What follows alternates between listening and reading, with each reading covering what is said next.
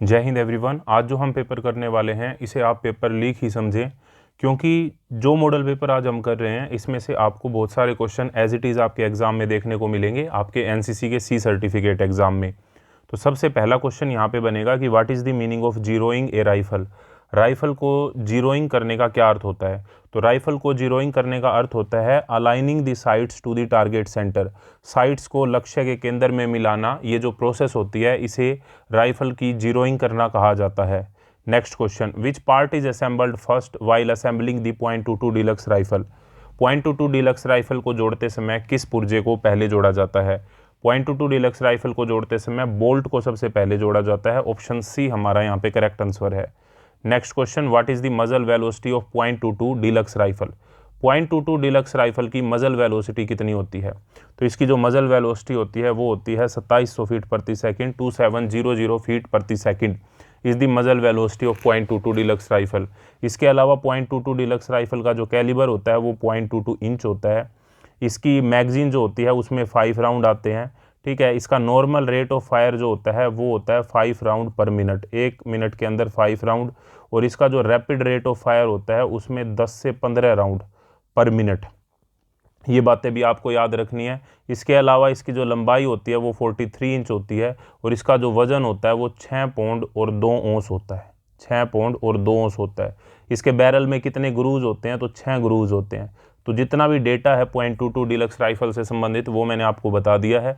इससे एक क्वेश्चन आपके एग्जाम में 101% आएगा। Next question, what is the full form of MPI. MPI की फुल फॉर्म क्या होती है? एमपीआई की फुल फॉर्म होती है mean point of impact. Option B is the correct answer, mean point of impact. Next question, national integration. National integration यानी कि राष्ट्रीय एकता। सबसे पहला क्वेश्चन है, in which year was the national integration council established. National integration council जो है वो राष्ट्रीय एकता परिषद की स्थापना किस वर्ष हुई थी?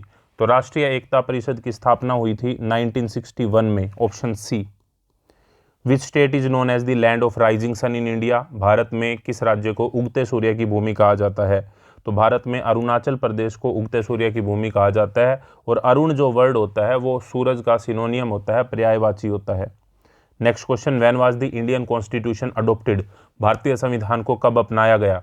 तो भारतीय संविधान को जो अपनाया गया था वो 26 नवंबर 1949 को अपनाया गया था। लेकिन अगर पूछा जाए कि लागू कब किया गया था, यानी कि when was it enacted, enacted अगर आता है तो 26 जनवरी 1950 होगा, otherwise 26 November 1949 will be the correct answer. Next question, where is the golden temple located. Golden temple यानी कि स्वर्ण मंदिर कहाँ पर स्थित है? स्वर्ण मंदिर जो है वो अमृतसर के अंदर है, पंजाब में। और जलियांवाला बाग अगर आपसे पूछा जाता है, जलियांवाला बाग वह भी अमृतसर पंजाब के अंदर है, वह भी अमृतसर पंजाब में है। और जलियांवाला बाग हत्याकांड हुआ था 13 अप्रैल 1919 को। 13 अप्रैल 1919 बैसाखी का दिन था। नेक्स्ट क्वेश्चन, पर्सनैलिटी डेवलपमेंट से सबसे इंपॉर्टेंट टॉपिक जो आपके एग्जाम में मैटर करता है, 80 to 90 मार्क्स के जो आएंगे वो हैं लीडरशिप और पर्सनैलिटी डेवलपमेंट, सिर्फ ये टॉपिक। और इनको कंबाइन करके मैंने एक 100 MCQ की वीडियो बना रखी है, वो जरूर देख के जाना, जिससे आपके 80 से 90 मार्क्स कंप्लीट हो जाएं। आपको सिर्फ leadership by proud NCC search करना है, वो वीडियो आपको मिल जाएगी। Who said man is social animal. किसने कहा था मनुष्य एक सामाजिक प्राणी है? तो ये जो बात बोली थी ये बोली थी अरिस्टोटल यानी कि अरस्तु ने। ऑप्शन बी करेक्ट आंसर है। Next question, what is resilience in personality development. व्यक्तित्व के विकास में जो रेजिलियंस होता है उसका क्या मतलब होता है? रेजिलियंस का यहाँ पर मतलब होता है बाउंसिंग बैक फ्रॉम फेलियर, यानी कि आदमी अगर एक बार फेल हो जाता है तो दोबारा से ट्राई करता है, असफलताओं से उबरना, इसी को रेजिलियंस बोला जाता है। नेक्स्ट है हमारा, ideally how many leadership styles are there. आदर्श रूप से नेतृत्व की कितनी शैलियाँ होती हैं? तो नेतृत्व की 3 शैलियाँ होती हैं। सबसे पहली होती है ऑटोक्रेटिक। ऑटोक्रेटिक यानी कि तानाशाही को हम बोलते हैं, या निरंकुश भी इसे बोला जाता है, निरंकुश। ठीक है, दूसरी होती है डेमोक्रेटिक। डेमोक्रेटिक यानी कि लोकतांत्रिक होती है। और तीसरी होती है लेसिस फेयर। ठीक है, लेसिस फेयर या जिसमें कोई भी दबाव नहीं होता। तो ऑटोक्रेटिक के अंदर क्या होता है कि लीडर अपने सारे डिसीजन खुद लेता है। डेमोक्रेटिक में जो लीडर है, लोकतांत्रिक में, वो अपने सबॉर्डिनेट से पूछता है और फिर जाके डिसीजन लेता है। और लेसिस फेयर में लीडर कहता है अपने सबॉर्डिनेट को जैसे आपका मन करे वैसे कर लो। Next question, which of the following is a time waster. निम्नलिखित में से कौन सा समय नष्ट करने वाला कारक है? तो क्वेश्चन नंबर 12 की अगर हम बात करते हैं तो जो मोबाइल की एडिक्शन है, मोबाइल की जो लत है, उससे बहुत ज़्यादा टाइम वेस्ट होता है। One way communication is also known as, एक तरफा संवाद को और क्या कहा जाता है, तो एक तरफा संवाद को कहा जाता है मोनोलॉग। मोनो मतलब होता है वन, ठीक है।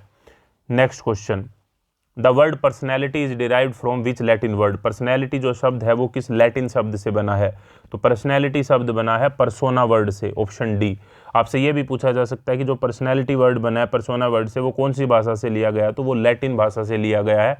ये क्वेश्चन आया हुआ है एग्जाम में, याद रखना है। Next question, self awareness means, आत्म जागरूकता का क्या अर्थ होता है, आत्म जागरूकता का मतलब होता है अपने आप को जानना, नोइंग वन सेल्फ, और खुद की क्या स्ट्रेंथ और वीकनेस का पता लगाना, यानी कि अपनी कमियों का पता और अपनी खूबियों को जानना। नेक्स्ट क्वेश्चन है हमारा, which etiquette involve not chewing with mouth open, मुंह को खोलकर ना चबाना किस शिष्टाचार में आता है, ये आते हैं खाना खाने के जो एटिकेट होते हैं, भोजन शिष्टाचार, dining etiquette, option B is the correct answer. Next question, question number 17, A firm and straight handshake indicate, एक मजबूत और सीधा हाथ मिलाना क्या दर्शाता है, ये दर्शाता है कॉन्फिडेंस को, आत्मविश्वास को। What is the first step in self improvement, आत्म सुधार में पहला कदम क्या है, तो खुद को सुधारने में सबसे पहला कदम है कि हम खुद के बारे में जानें कि क्या हमारी वीकनेस हैं और क्या हमारे स्ट्रॉन्ग पॉइंट्स हैं।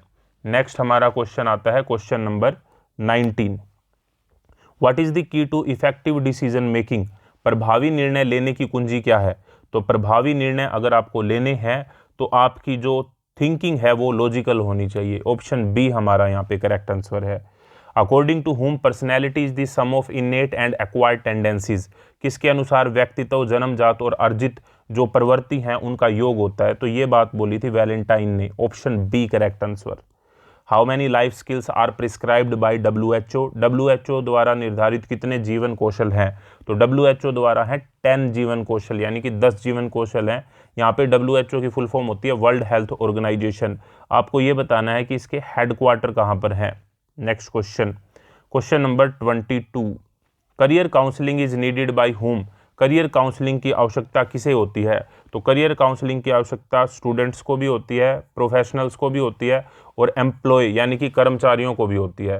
तो इसीलिए जो करेक्ट आंसर हो जाएगा वो हो जाएगा हमारा option D, option D will be the correct answer.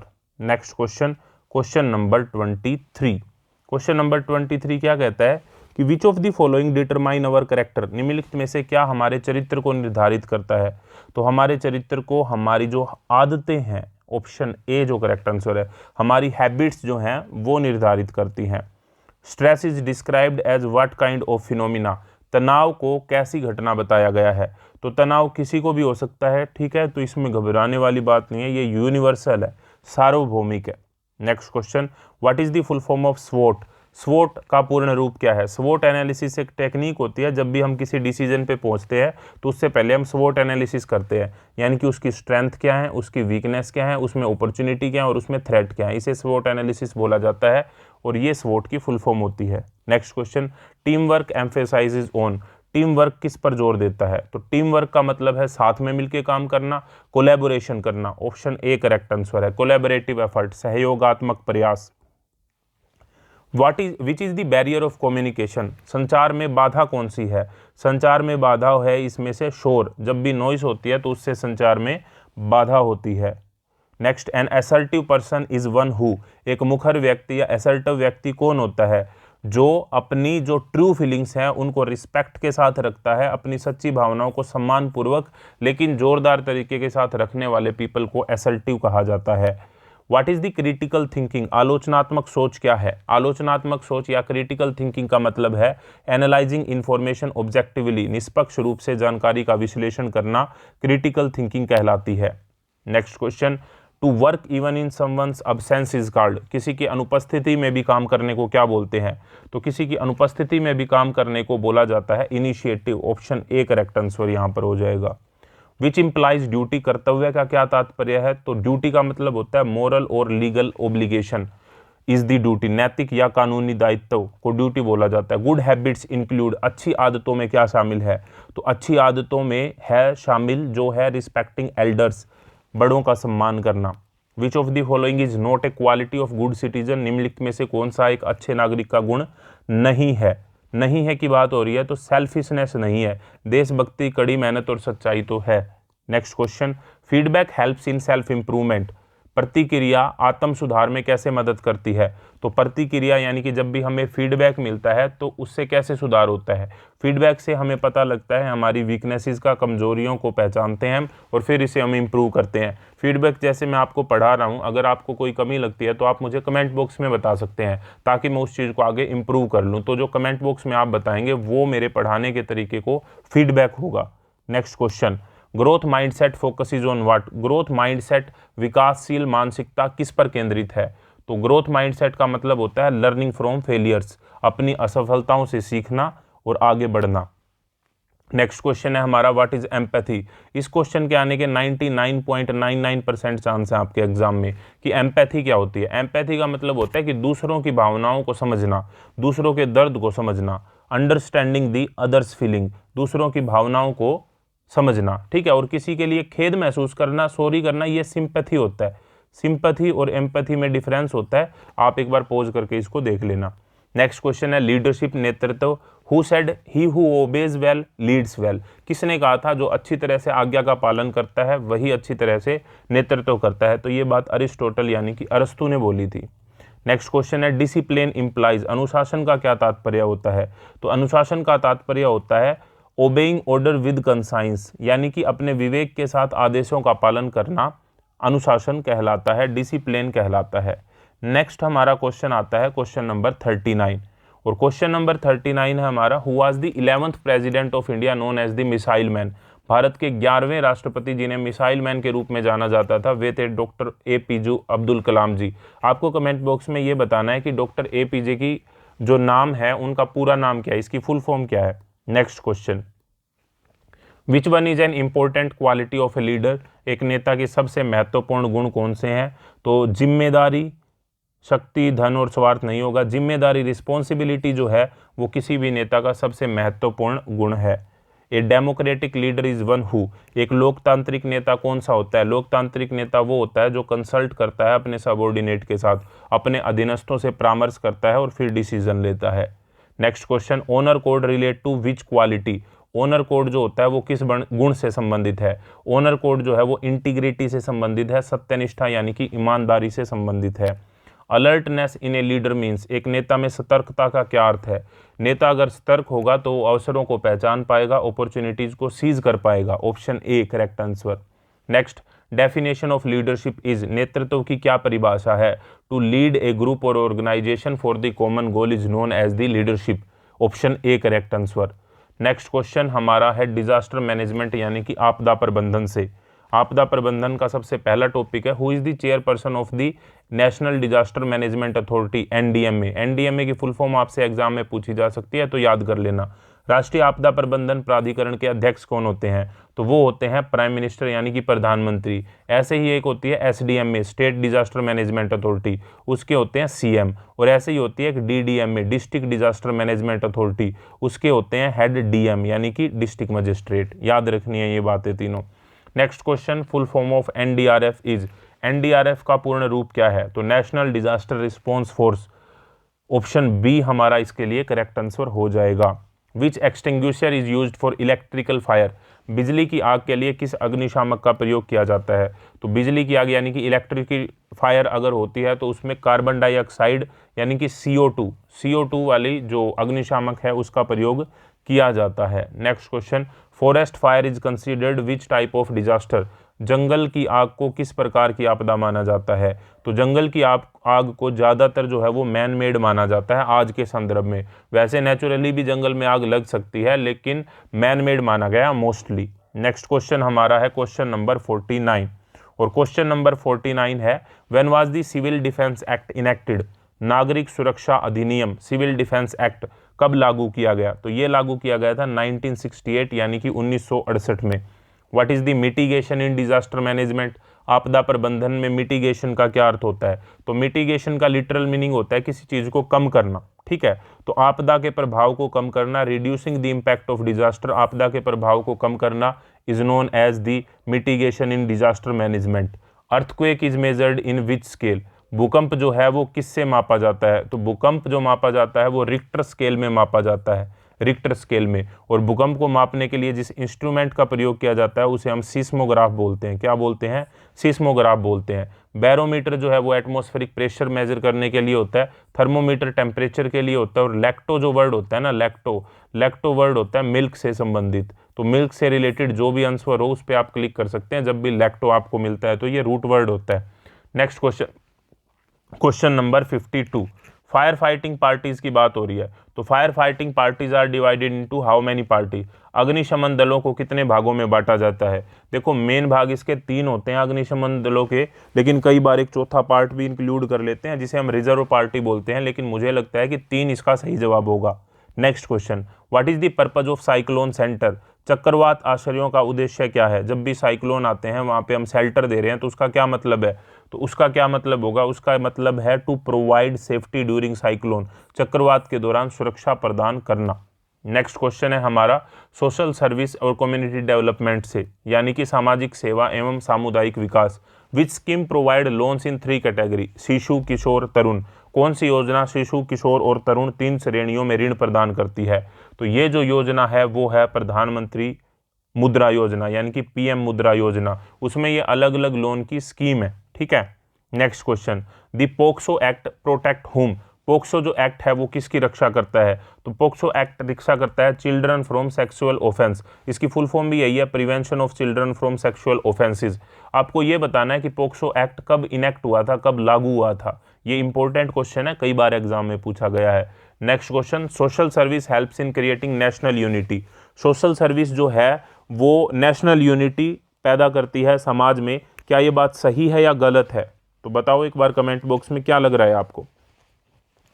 तो ये जो बात है सोशल सर्विस जो हेल्प करती है क्रिएट करने में नेशनल यूनिटी, ये बात बिल्कुल सही है। तो ऑप्शन ए हमारा यहाँ पे करेक्ट आंसर हो जाएगा।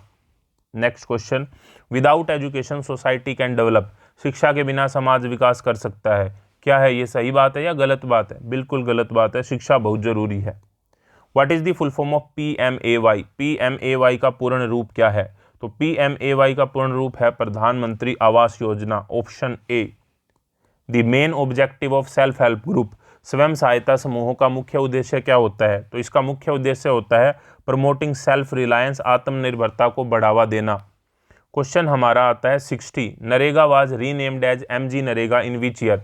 NREGA national rural employment guarantee act, ठीक है, और फिर इसका नाम रखा गया था Mahatma Gandhi national rural employment guarantee act. तो नाम जो बदला गया था वो किस वर्ष में बदला गया था, ये इस क्वेश्चन के अंदर पूछा जा रहा है। तो इस क्वेश्चन का जो करेक्ट आंसर है वो है 2009। और अब इसका दोबारा से नाम बदल दिया गया, वो नाम क्या रखा गया वो आपको कमेंट बॉक्स में बताना है।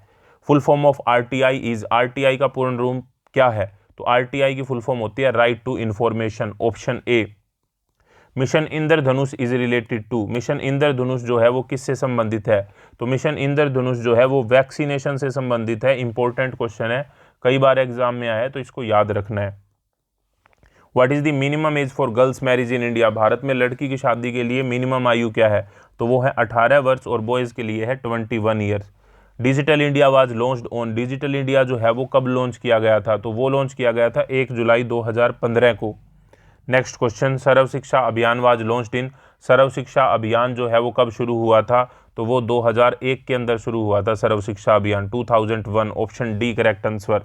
What is the full form of NGO? NGO का पूरा नाम क्या है? NGO का पूरा नाम है नॉन गवर्नमेंटल ऑर्गेनाइजेशन, गैर सरकारी संगठन, ऑप्शन ए।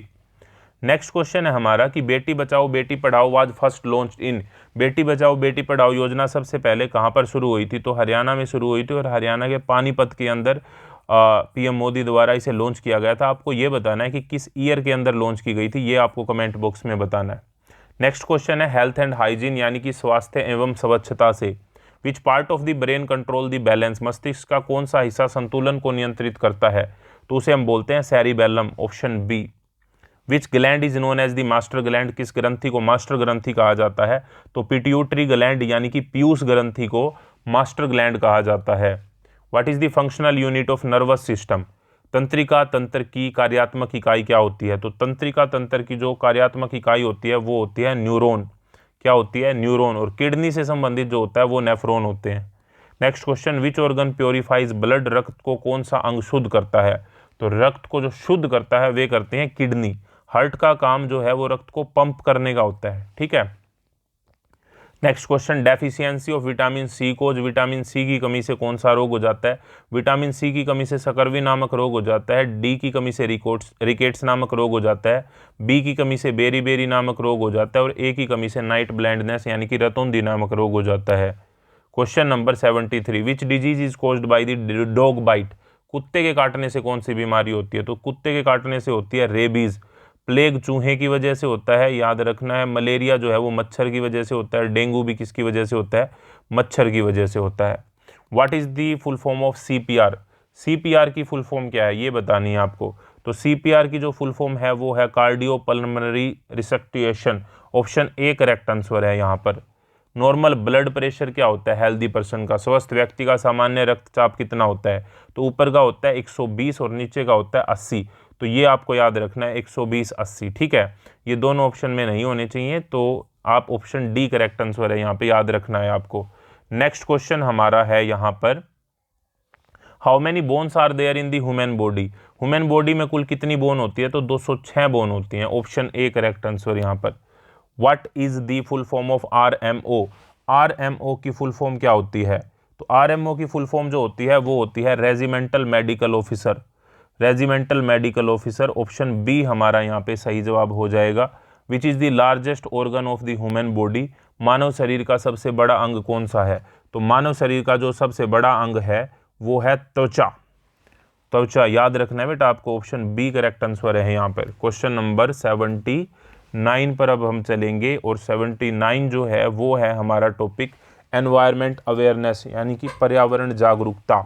इसमें सबसे पहला क्वेश्चन है कि क्लोरोफ्लोरोकार्बन जो कि CFC होता है उससे किसको नुकसान होता है? Chlorofluorocarbon CFC causes damage to what, chlorofluorocarbon किसको नुकसान पहुंचाता है? ये ओजोन लेयर को नुकसान पहुंचाता है। ओजोन लेयर को हम O3 से रिप्रेजेंट करते हैं और CFC की फुल फॉर्म क्लोरोफ्लोरोकार्बन होती है, ये आपको बात याद रखनी है। ओजोन लेयर जो होती है वो हमें सन की यूवी रेज से बचाती है, अल्ट्रा वायलेट रेज से बचाती है, हिंदी में बोलें तो पराबैंगनी किरणों से बचाती है, जिससे स्किन कैंसर होने का खतरा रहता है। Acid rain is caused bye, अम्लीय वर्षा का कारण क्या है? तो एसिड रेन जो होती है वो एयर पोल्यूशन की वजह से होती है, जो SO2 और NO2 होता है एयर के अंदर, उसकी वजह से एसिड रेन होती है। और इसकी वजह से जैसे जो ताजमहल का संगमरमर का पत्थर है उसका रंग खराब हो रहा है एसिड रेन की वजह से। Next question, what is the main effect of UV rays on human, मनुष्यों पर यूवी किरणों का क्या इंपैक्ट पड़ता है? इसकी वजह से स्किन कैंसर होता है, त्वचा का कैंसर होता है और यूवी की फुल फॉर्म होती है अल्ट्रा वायलेट, हिंदी में बोले तो पराबैंगनी। Next question, when is world environment day celebrated, world environment day कब मनाया जाता है? तो वर्ल्ड एनवायरनमेंट डे 5 जून को मनाया जाता है। Which gas cause the global warming, कौन सी गैस ग्लोबल वार्मिंग का कारण बनती है? कार्बन डाइऑक्साइड जो है वो ग्लोबल वार्मिंग का कारण बनती है। पुनीत सागर अभियान रिलेट टू व्हाट, पुनीत सागर जो अभियान है वो किससे संबंधित है? तो पुनीत सागर अभियान है वाटर बॉडीज की क्लीनिंग से संबंधित, यानी कि जल निकायों की सफाई से संबंधित। क्वेश्चन नंबर हमारा है 85, pollution is of how many types, प्रदूषण जो है वो कितने प्रकार का होता है? प्रदूषण मुख्यतः 4 प्रकार का होता है, वायु प्रदूषण, ध्वनि प्रदूषण, जल प्रदूषण और मृदा प्रदूषण। What does the ozone layer protect us from, ozone परत हमें किससे बचाती है? तो ओजोन परत हमें बचाती है अल्ट्रावायलेट रेज से, जिन्हें हम यूवी रेज या फिर पराबैंगनी किरणें कहते हैं। नेक्स्ट टॉपिक है हमारा ऑब्स्टेकल ट्रेनिंग यानी कि बाधा प्रशिक्षण। और what does the word obstacle mean in the course, course में बाधा ऑब्स्टेकल का क्या अर्थ होता है? तो ऑब्स्टेकल का मतलब होता है रास्ते में जो कोई रुकावट आ जाती है उसे हम ऑब्स्टेकल बोलते हैं। रास्ते में कोई रुकावट आती है तो उसे ऑब्स्टेकल बोला जाता है। What is the height of A ramp, ramp की ऊंचाई कितनी होती है? रैंप की ऊंचाई होती है 4 फीट 6 इंच यानी कि 4.5 फीट भी हम इसे बोल सकते हैं। क्वेश्चन हमारा है 89, what is the thickness of straight balance, straight balance की मोटाई कितनी होती है? चौड़ाई नहीं पूछ रखी, मोटाई पूछ रखी है, इस बात का ध्यान रखना है। तो वो होती है 3 inch, option C. Which obstacle is not allowed for girl cadet, कौन सी बाधा ऑब्स्टेकल गर्ल्स कैडेट के लिए अलाउड नहीं है? तो डबल डिच जो है वो गर्ल्स कैडेट के लिए अलाउड नहीं है, SW के लिए अलाउड नहीं है। नेक्स्ट क्वेश्चन है हमारा 91, what is the height of the high wall, बाधा प्रशिक्षण में दीवार की ऊंचाई कितनी होती है, ऊंचाई होती है 6 फीट, लेकिन अगर इसकी लंबाई पूछी जाती है तो लंबाई 12 फीट होती है, ये भी आपको याद रखना है बेटा। नेक्स्ट हमारा है कि how many obstacle are there in NCC standard course, NCC मानक पाठ्यक्रम में कुल कितनी बाधाएं होती हैं, तो कुल 10 बाधाएं होती हैं, ऑप्शन बी। नेक्स्ट हमारा टॉपिक है बॉर्डर एंड कोस्टल एरियाज, यानी कि सीमा और जो तटीय क्षेत्र हैं उनकी यहाँ पे बात हो रही है। सबसे पहला क्वेश्चन है what is the main threat in coastal areas, तटीय क्षेत्रों में मुख्य खतरा क्या है, तो तटीय क्षेत्रों में जो मुख्य खतरा है वो है स्मगलिंग एंड इलीगल फिशिंग, तस्करी और अवैध मछली पकड़ना, ऑप्शन ए करेक्ट आंसर यहाँ पर। Who monitors the executive economic zone EEZ, EEZ की फुल फॉर्म आपसे पूछी जा सकती है, तो एक्सक्लूसिव इकोनॉमिक जोन होता है, ये बॉर्डर से लेके या फिर हम बोलें कि तट से लेके कितने दूरी तक होता है अंदर, ये आपको कमेंट बॉक्स में बताना है। विशेष आर्थिक क्षेत्र यानी कि ईईजेड एक्सक्लूसिव इकोनॉमिक जोन की निगरानी कौन करता है, तो वो इंडियन कोस्ट गार्ड करती है, option A correct answer. Which state does not have the Coromandel coast, किस राज्य में कोरोमंडल तट नहीं है, तो तेलंगाना में नहीं है, ये लैंड लॉक्ड स्टेट है, तो Telangana is the correct answer. Which Indian state does not have a coastline, निम्नलिखित में से किस राज्य की तटरेखा नहीं है, तो दिए गए ऑप्शंस में से जो करेक्ट आंसर होगा वो होगा मणिपुर। तो ये हमने 96 जो क्वेश्चंस किए हैं वो कॉमन सब्जेक्ट से किए हैं, चाहे आप आर्मी विंग, नेवी विंग या एयर विंग किसी से भी हैं, सभी के लिए कॉमन है, सभी के एग्जाम में ये पूछे जाएंगे। और इसी तरह की और वीडियो के लिए प्राउड एनसीसी यूट्यूब चैनल के साथ जुड़े रहिए। पीडीएफ के लिए टेलीग्राम चैनल को ज्वाइन कर लेना। Thank you very much. जय हिंद, जय भारत।